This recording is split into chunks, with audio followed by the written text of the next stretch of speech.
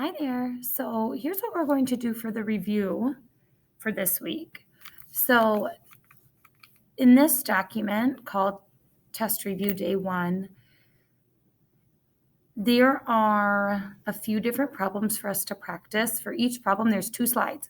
One that I'm going to do, and then you'll try it on the next one. It is a similar problem, and so this will be your chance to try. So in this video, I'm going to go through each type of problem. You may want to pause it after I do each one and then go try that problem yourself. Then come back and watch the next problem and go try it yourself. Then come back and watch the next problem and so on. Or you can watch the whole thing through and then go do them all yourself. It's up to you. So I'm going to start with this first slide here. The directions say write the numbers that complete the unknown number puzzle. So you may remember these number puzzles that we did in class. And these numbers in the boxes up here are the numbers that you're going to find in the puzzle. But you are going to be typing them into these text boxes that are in the puzzle. So let's get started. Sometimes, remember, some boxes we can't solve yet. We don't have enough information. We have to find a box that we have enough information to solve. So maybe I want to try to get this factor here, this missing factor. What I can do is look down the line, and I know that the ones associated with this factor are these totals, 24, 54, and 42. So which one of these do I have the other factor for? Remember, the other factors are going to be over here. For example, I can't use 42 because I don't know what the other factor is here. It's also missing. But I can use 24. The other factor is 4. So I have to think 4 times what would make 24?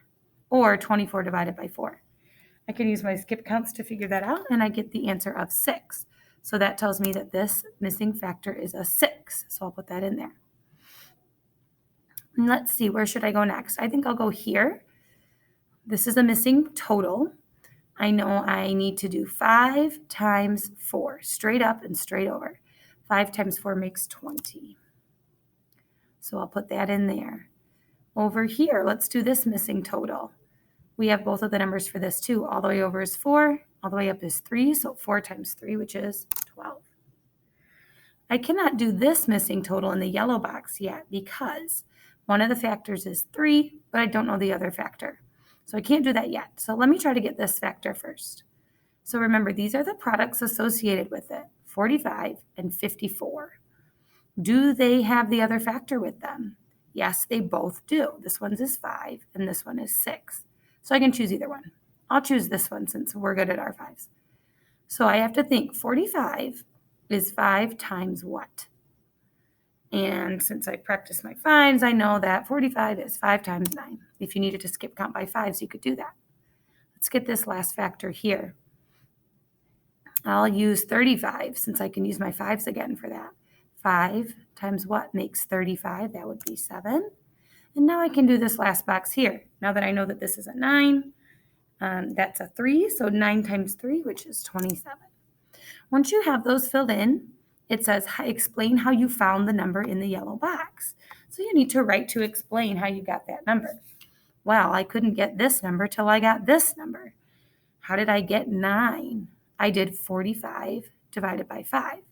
So I need to write about that. I would say first, I did 45 divided by 5. Notice that I use this slash for a divided by symbol because there's not a divide symbol on your keyboard. So you can use that slash to mean divide. And it equaled 9. Then I did, let's see, how did I get this yellow box? I did 9 times 3.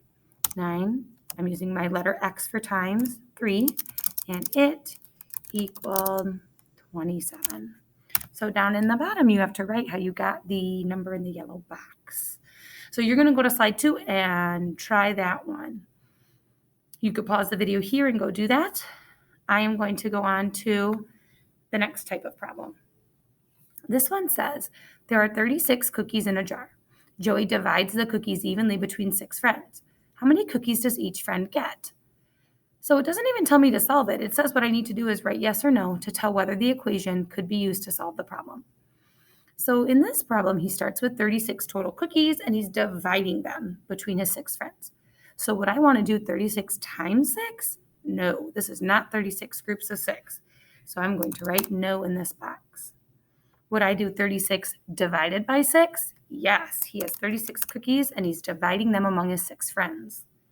How about 6 times blank equals 36? Yes, because I know when I have a division problem, it's factor times factor here would equal this total. So 6 times what makes 36? That matches. Now this one, 6 divided by something equals 36. No, that one doesn't make sense. I can even just say I know in division the big number has to come first, and it's not first there. So that one would be a no. Okay, so now you're going to go to slide 4 and try that one.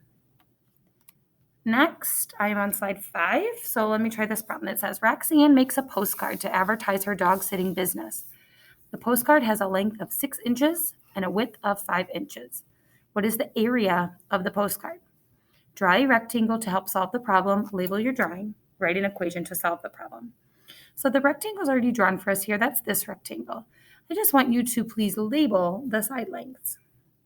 So it says up in my problem that it has a length of 6 inches. So I need to label my length here, 6. I can use IN for inches. Oops, I'm going to make my text box a little bigger. If your inches pops down to the next row and is under your 6, that's okay. And let's make that one bigger. And then it has a width of 5 inches, so that's going to go here, 5 IN for inches. Then it said, let's see, draw a rectangle to help solve the problem. I have my rectangle. Label your drawing. I did that. Write an equation to solve the problem. That's going to go in this box here. So how do I get the area? I do length times width. So 6 times 5. So I'm going to type that in this box. Equals A. Down here I can put my answer. Area of the postcard. I know 6 times 5 is 30, so 30, and my label's already there for me, square inches. So now you are going to try that on slide 6. All right, the last one says, write true or false for each statement.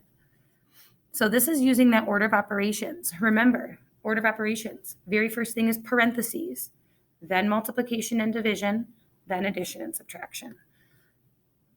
So let's see if these are true or false. The first step to solve 5 minus 3 times 6 is 5 minus 3. Would I want to do 5 minus 3 here as my first step? No, I need to do times before I do subtraction. So actually my first step should be 3 times 6. So for this one, I'm going to put false. Next one, the first step to solve 6 plus 4 divided by 2 is 4 plus 2. Let's see, no parentheses here. So I'm going to go to multiplication and division. So it should be, 4 divided by 2. That one's true. And the last one, the first step to solve 8 minus 5 in parentheses divided by 2 is 8 minus 5. Well, the very first thing is parentheses. What's in parentheses is 8 minus 5. So I would say that one is true. So you are going to go ahead and try that on the last slide. So you're going to complete these problems and then turn this in. And let me know if you need help with anything. Thank you. Bye-bye.